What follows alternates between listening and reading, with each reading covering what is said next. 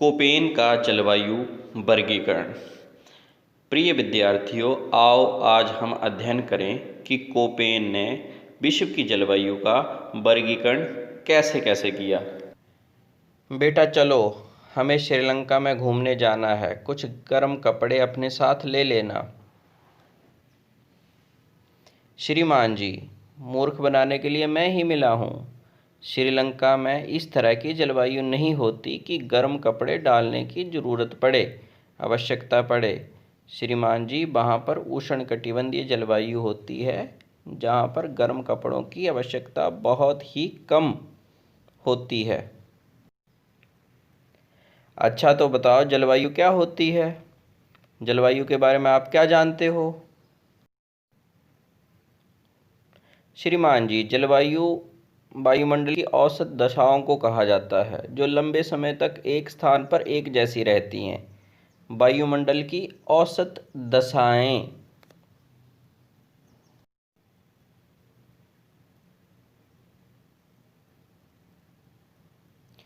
नहीं, मुझे समझ नहीं आया। आप कुछ और स्पष्ट करके बताओ। कैसी दशाएं, कैसा वायुमंडल?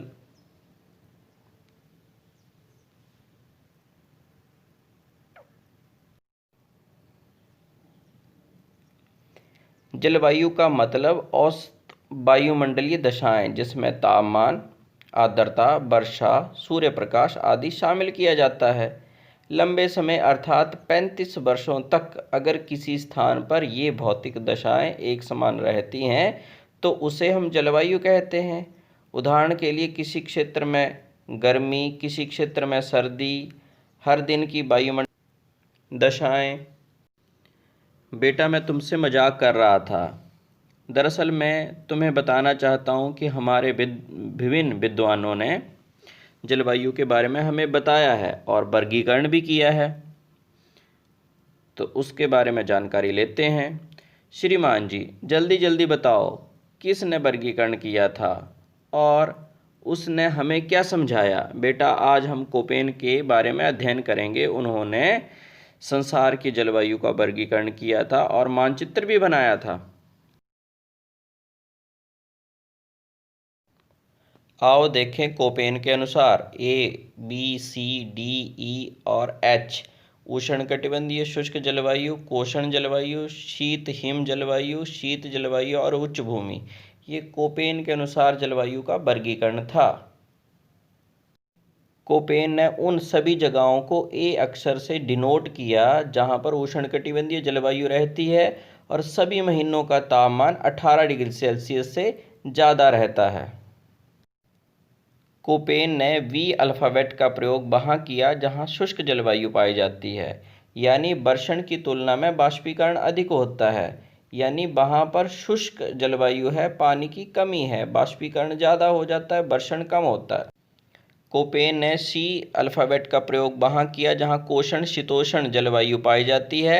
सर्वाधिक ठंडे महीने का औसत तापमान 3 डिग्री सेल्सियस से अधिक किंतु 18 डिग्री सेल्सियस से कम पाया जाता है। इसे वार्म टेम्परेट क्लाइमेट भी कहा गया, यानी 3 डिग्री सेल्सियस और 18 डिग्री सेल्सियस के बीच में।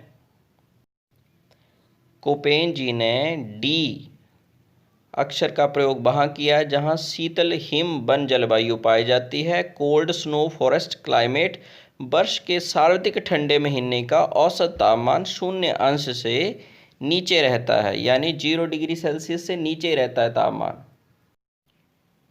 ई अल्फ़ाबेट का प्रयोग वहीं किया गया है जहाँ पर साल भर में 10 डिग्री सेल्सियस से कम ही तापमान रहता है। कोल्ड क्लाइमेट यानी शीत। एच उच्च भूमि, ऊंचाई के कारण शीत, यानी एच शब्द का प्रयोग वहीं किया होगा जहां पर ऊंचाई के कारण शीत जलवायु पाई जाती है। आप पृथ्वी का एक मानचित्र देख रहे होंगे जिसमें अलग अलग रंगों से अलग अलग महाद्वीप बनाए गए हैं। इसके साथ कुछ कूट दिए गए हैं, जैसे ABC। तो कोपेन ने इसी तरह का मानचित्र बनाया था। आओ हम और डेप्थ में जानें। अभी आपने बड़े अल्फ़ाबेट को देखा, इसके साथ कोपेन ने छोटे अल्फ़ाबेट का भी प्रयोग किया है। कोपेन ने जलवायु को कई प्रकारों में विभाजित किया है, जिसको छोटे अक्षरों द्वारा भी प्रदर्शित किया गया है। शुष्कता वाले मौसम को छोटे अक्षरों F, M, W और इनके द्वारा इंगित किया गया है। इसमें F शुष्क मौसम के ना होने को, M मानसून की जलवायु को और छोटा W जो है वो शुष्क शीत ऋतु को प्रदर्शित करता है। यानी अगर A बड़े अल्फ़ाबेट्स के साथ M का प्रयोग किया जा रहा है तो इसका मतलब वो जगह उष्णकटिबंधीय है और वहाँ पर मानसून आता है।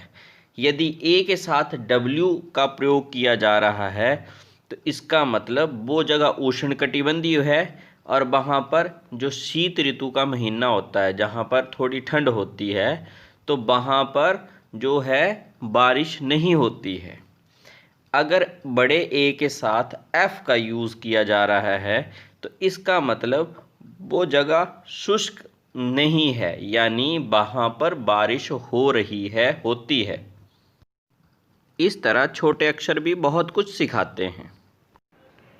प्यारे विद्यार्थियों, इसके पश्चात S, छोटे S का भी प्रयोग किया गया है। वो ग्रीष्म ऋतु को इंगित करता है।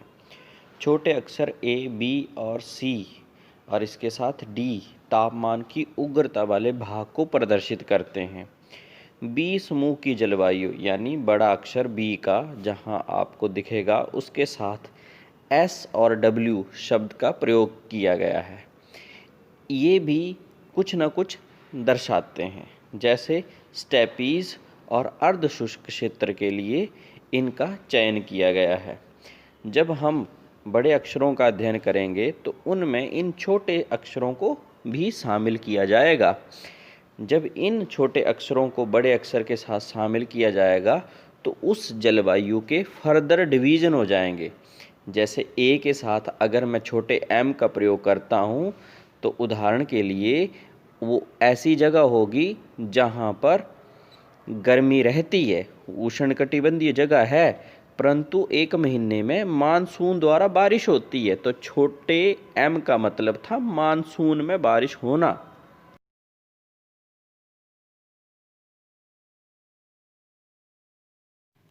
प्यारे विद्यार्थियों, आओ हम और विस्तार से इसके बारे में अध्ययन करें। तो A बड़ा अल्फ़ाबेट जो प्रदर्शित करता है वो उष्णकटिबंधीय जलवायु को प्रदर्शित करता है। अब देखते हैं इसमें होता क्या है। सभी महीनों का तापमान 18 डिग्री सेल्सियस से ज़्यादा, इसका मतलब गर्मी गर्मी रहती होगी। तो AF टाइप की जो जलवायु है वो अमेजन बेसिन में, साउथ अमेरिका में, वेस्ट इक्वेटोरियल अफ्रीका में पाई जाती है। दूसरी बात, जब AM की बात करते हैं तो ये north east part of south America में, नॉर्थ ऑस्ट्रेलिया में, इंडियन सब कॉन्टिनेंट में पाई जाती है क्योंकि मानसून यहाँ आता है। AW टाइप की जो क्लाइमेट है वो अमेजन फॉरेस्ट के साथ ब्राज़ील में और इसके एडजॉइनिंग जो पॉइंट हैं जिसमें बोलीविया आता है, पराग्वे आता है, साउथ अमेरिका आता है और सूडान आता है, इन जगहों पर मिलता है क्योंकि यहाँ उष्णकटिबंधीय गर्म तो है, साथ में आर्द्र भी है और थोड़ा शुष्क भी है।